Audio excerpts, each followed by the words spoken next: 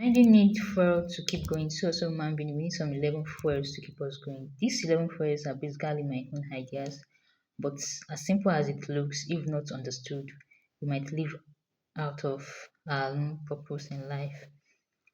Before I continue to go deep into these 11 fuels, let's understand these two main topics. Number one, what is gratification? Gratification is you meeting a particular need at a particular point in time, and then you become satisfied. Like you desire for something like a player, and it gives you a satisfaction. Fulfilled life. Fulfilled life is you living to purpose, making impact in life, living a meaningful life does not necessarily have to do with gratification. You might live a meaningful life without meeting your own desire or meeting a particular gratification at a point in time. You might kill your desires. You might kill your satisfaction. Might kill your gratification in order to live a meaningful life, a meaningful and fulfilled life. Let's now go into this fuel. Number one. Number one is food. Food is needed as important as it is. We need it to keep going. We need to eat food in the right proportion. The six classes of food: carbohydrate, protein, mineral salts, water, vitamins, and fat and oils in the right proportion in order not to tend to sickness, in order to stay healthy. But at some point in times, this principle we don't understand why, because life happens to us. Maybe you get sick at a point in time in the hospital, and then you have to eat food. The doctors and nurses they know the importance of eating food that is balanced. So they tell you, man, you can't eat through the normal routes. So can we give you through the stomach? Can we give you through the veins? Can we give you supplementary diet? No, I don't like pap. I don't want to eat. No, it's true you don't like some things. It won't give the player. It is not chicken. It is not meat at that point in time. But you should understand you are eating not because you want to derive pleasure in it, but because you want to meet a particular goal in life. That's it. You want to live a fulfilled life. You want to live with purpose. But when food at a point can make you not to eat, not to live your purpose. You don't have to be cajoled before you know that there is importance of eating. It might be hard because most times it's more of psychological than physical. It can be even more of spiritual than we know. So at a point in time when you're in the hospital bed and we are begging you, please take this and take that. Know why and try to understand.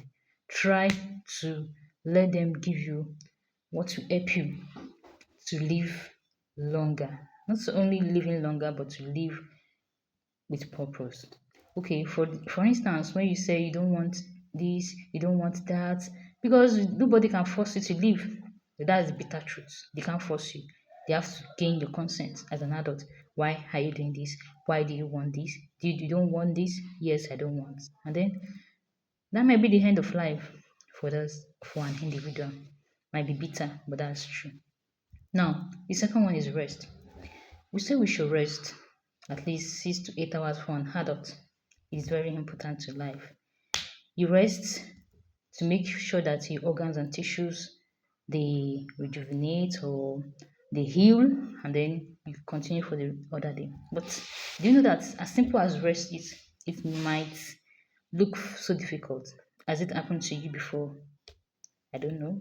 I won't tell you maybe it has happened to me before, but has it happened to you before that you are working on a project and you feel like this project, I don't think I have to sleep. They're begging you, go and sleep. No, I'm not sleeping. I have to monitor this to the end. Or has it happened to you that you wanted to sleep and you feel like, God, if I should sleep, am I going to wake up the next day? No, I have to stay active so that I will monitor myself so that I will not die at the process of sleeping. Yes, it can be as difficult as that. But it might be as funny as you get into the hospital and they tell you, I'm running mad, I can't eat, and she's talking irrationally. Why? they test everything. Okay, your BP might be high at that point, but when you'll be surprised when the doctor will tell you that, Madam, I think all you need is rest. You are being stressed up. Just go and sleep. Is that all I needed? It's as simple as that. Another one is exercise. Exercise is needed. It doesn't have to be rigorous. It actually doesn't have to. It might be as simple as walking, talking, dancing. But you know that this exercise that people clamor for, that will preach every day, doesn't ask to be preached because when you're happy, you tend to behave irrationally sometimes. Let me not say let me not do that word irrationally. When you're happy, sometimes you behave like someone that is mad because you just start laughing unnecessarily, start jumping, start dramatizing, you start dancing to song. When you're happy, sometimes exercise should not be a thing of concern that you start out to be preaching to you because slight movement sometimes helps to build our bones, our tissues, and body.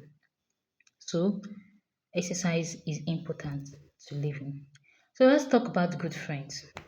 When I talk about gratification the other time, it seems as if I don't know what I'm saying.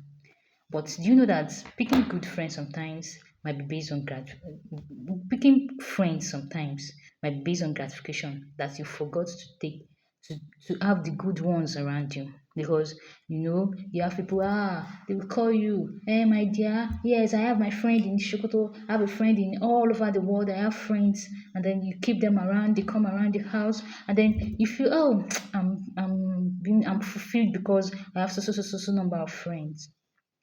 But the bitter truth is that life doesn't happen that way sometimes.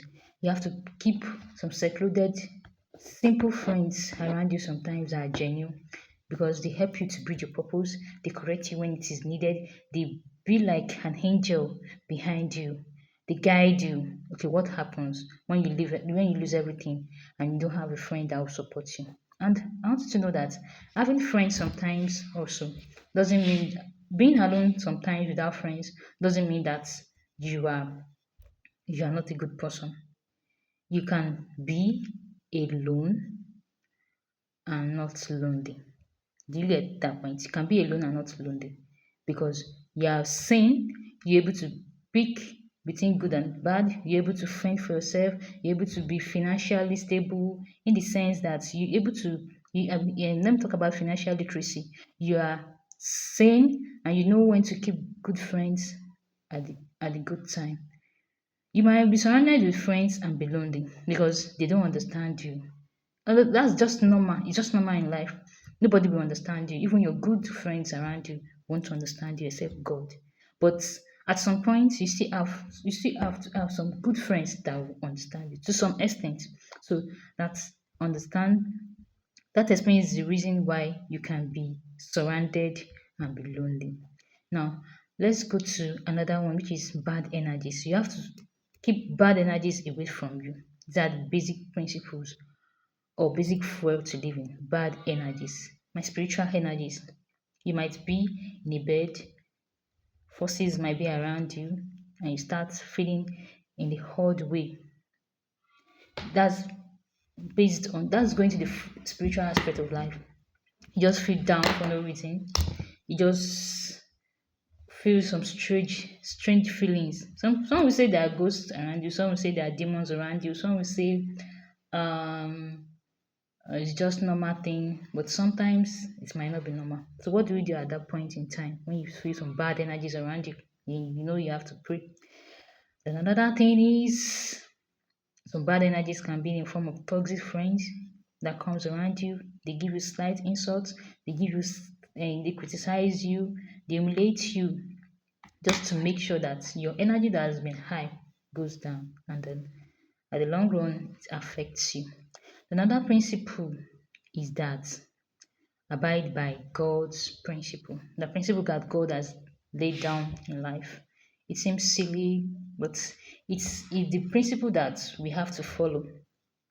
Do not steal, do not be clean, all these small principles. But that's another topic for another day. It's a huge topic on its own.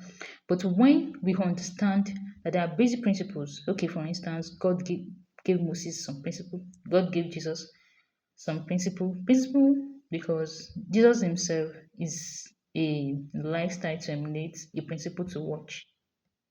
It's not the book that gave Moses. It's now a life that he gave us to see and understand by ourselves. This is the way he lived his life among foes and among friends. These are the principles that we have to follow in life. Leave all to. There's another one is the principle of God that I've explained. The other one. Another one is leave all to God. You have to learn to live your life to God. That's the number principles, another word that should keep us going. Live your life to God. When you live all to God, especially your life, my money, my life, my time, everything, just leave it. Just we are just like a servant to Him. Just leave it all to God. You understand, you enjoy life better when you leave all to God. It will answer the the it will answer anxiety. It will stop it to be anxious. For instance, you're anxious, you will not be able to sleep well, it will affect your sleep and the rest. When you know that God has been the one protecting you right from birth, you know that He's going to see you through whole life journey. Abide in God's principle. Abide in God principle. I've said it the other time. Another one is that you live a purposeful life. Live your purpose. Like find something doing. Work. It's not necessarily that you will do your physical work. Sometimes you might not be able to work. That the work that you are just doing is just counseling as an adult, older adult. They can't do physical work. All they do is mentor children. Oh, in my old age, use it to make others to live a purposeful life. It's a kind of work. Maybe that's why you are still alive. Maybe that's why you are still living. You tell them this is how to live life, mentoring others, helping others. Like this little work that we think that we have that we are doing. We do it with our own hearts, with God at the back of it. So learning to work and serve others. Then another one that we'll talk about is believe in God. You have to believe in God in everything that you do. Believe that He exists. Believe that He is God over your life. It's when you believe in Him, you overcome so many life challenges. Because He has taught us that I am God, I will be there for you, I will send rain when it is needed, I will defeat your enemies. Believe in Him in all that He said. Shebi I kukuma sat down. Sorry, I kukuma sat down. I'm not. I didn't say that one God should like me or should love me. Just give me a template that God loves me. That He said this, and I believe in Him. He doesn't know me. He knows me, but I don't know Him in the sense that I've not seen Him physically, but I know Him through His word. I know Him that He said He loved me. He said He would die. He died for me. He said He will be there for me. You believe Him through His word, but do you know that when you have a particular conviction, for instance, He said, I'm believing in God based on your own religious um, principles that you've imbibed or you are living with now. He want to test you if you actually believe in Him. Sometimes He sends sickness. Sometimes life will test you. Sometimes the devil will test you, as they say. Even your living beings, friends and fools, colleagues, and the rest, your spouse, your children, humans, they will test you just to know that do you actually believe in God. At the point of death or when you are sick, have you believed in Him that He's going to heal your sickness? Have you believed in Him that He's going to be there for you? At that point in time, do you stop believing in Him? Yeah. So these are the another principle that we should not forget. Learn to believe in God. Abide in God's principle, as I've already explained. Then live a purposeful life. Another one is learn and grow. Always learn and grow. Keep learning because when you stop learning, you stop living. And there will be a point in time in life that you won't be able to learn again. But are there those points at all? Maybe if some things happen, maybe you keep learning. Even if you can't read and your eyes are not working again. You will learn through feelings, you learn through what people say, you learn through the day-to-day activities of life. Life will keep teaching you, but a point whereby you can't physically learn again, what you've learned is what will keep you going. You see, it is the fuel that keeps you going. They are the fuel that keeps you going. When you are old and you can't read, when you are old and you can't talk, when you're on the hospital bed, you can't walk, what you've learned about God will keep you going. What you learned about eating good food will keep you going. It will help you to grow each day. And then another one is, and the last one is practice gratitude and contentment. It seems deep, but how do I practice gratitude? You practice gratitude by giving thanks to God. Thank you for this, thank you for that, praising Him. That's the main purpose of living. You should not forget. And everything that you become, always thank God.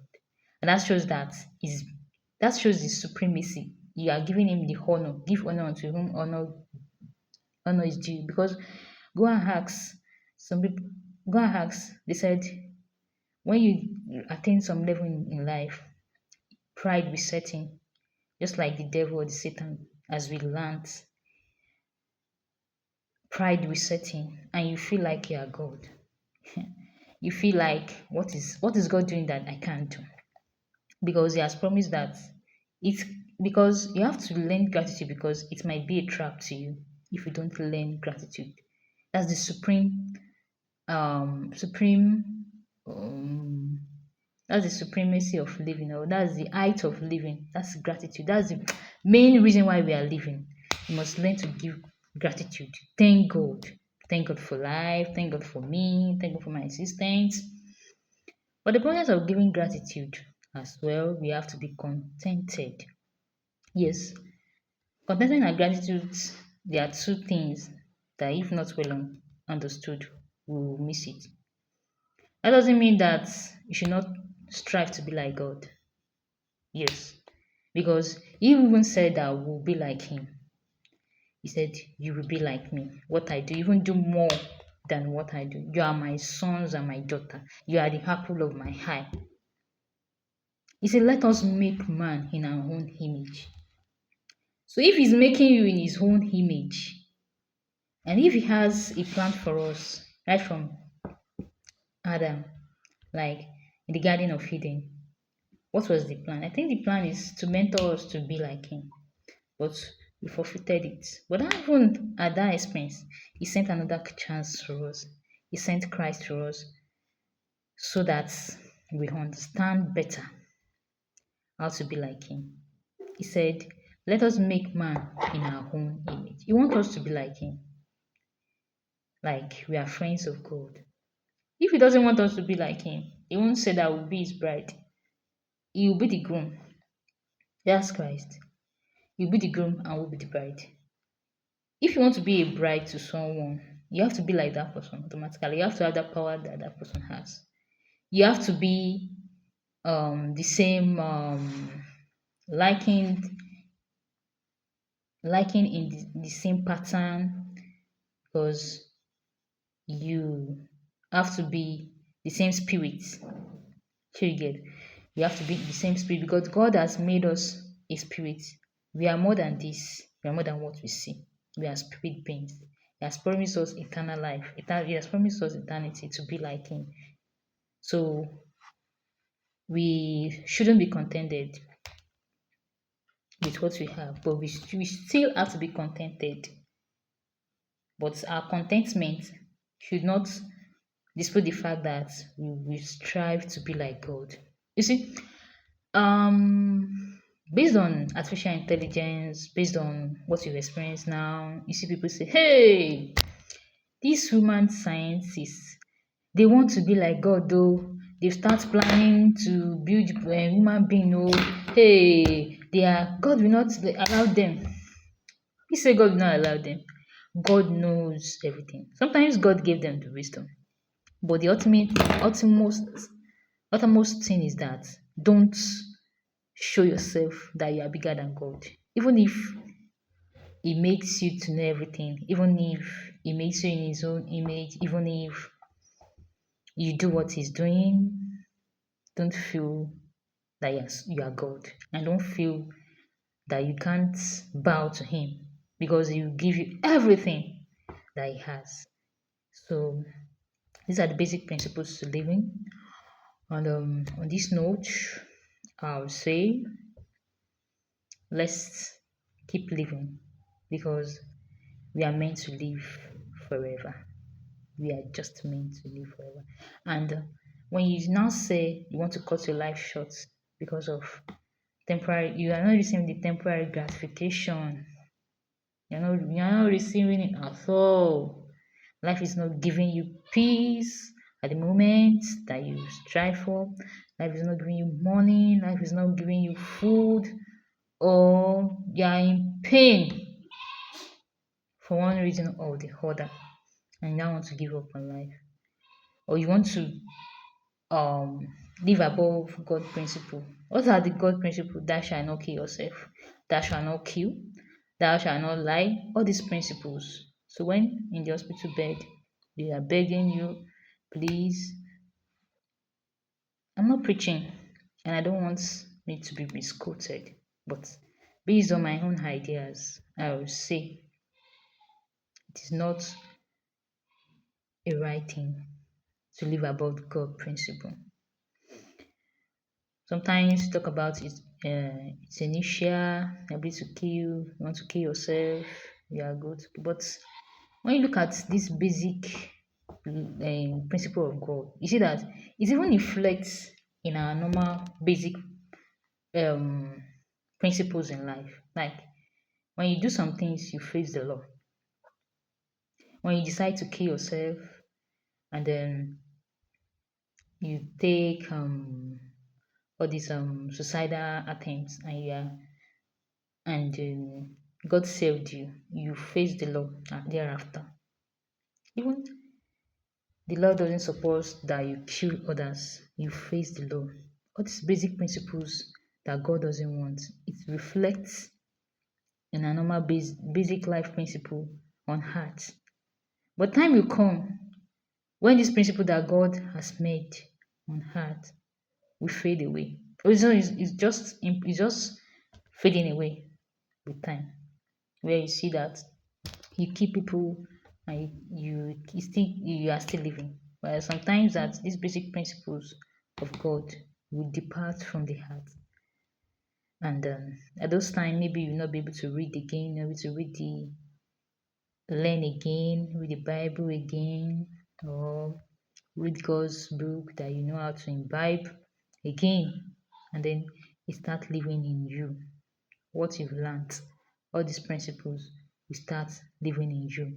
And that is all you needed to face life in order to have eternal life, in order to live forever.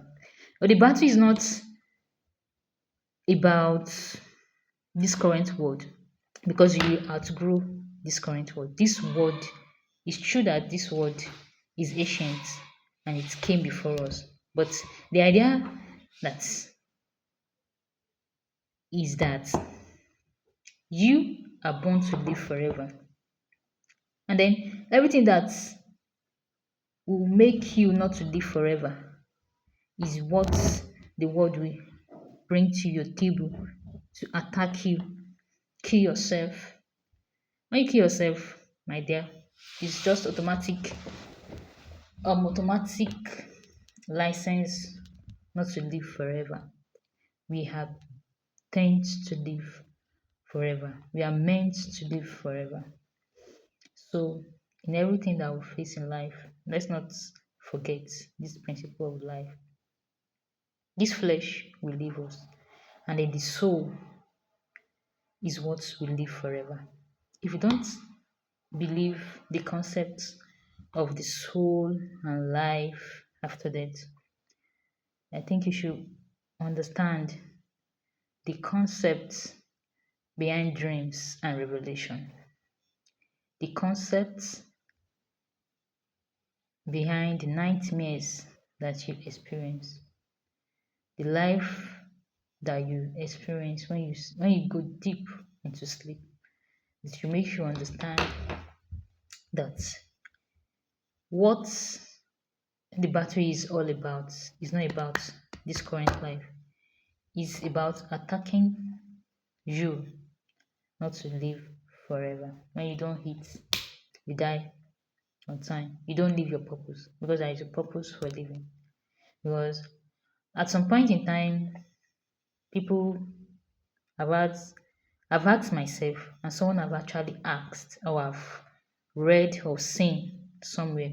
And someone said, "What is the essence? What's the essence?" I think one of my friends said, "What is the essence of this life? Why do we come to this life when out of that thing you eat, enjoy pleasure, and you get money, get rich? You must have children. No, you must. You know what's the purpose of life? If that is all what life entails, yeah. That explains that you might get riches and not be fulfilled. You might have all the pleasures of this life and not be fulfilled. So the main thing is that you live a fulfilled life by helping others. It makes you satisfied. And you live a fulfilled life by living meaningfully, living based on the truth. Living based on the truth. That's the basic thing. Live based on the truth. Follow the basic principles to living, the flows to living. And when it is time, then God said, "My dear, it's time to come." You go on your own principles. You go on your own without being that life cuts you short when you don't rest, when you don't eat good food, when you joke with exercise, when you keep bad friends that spoils your energy, when you don't follow God's principle, when you don't live all to God, when you don't believe in God, when you stop learning and growing, when you stop practicing gratitude and contentment. In conclusion, let us keep fueling our engine in order to keep going. Thank you.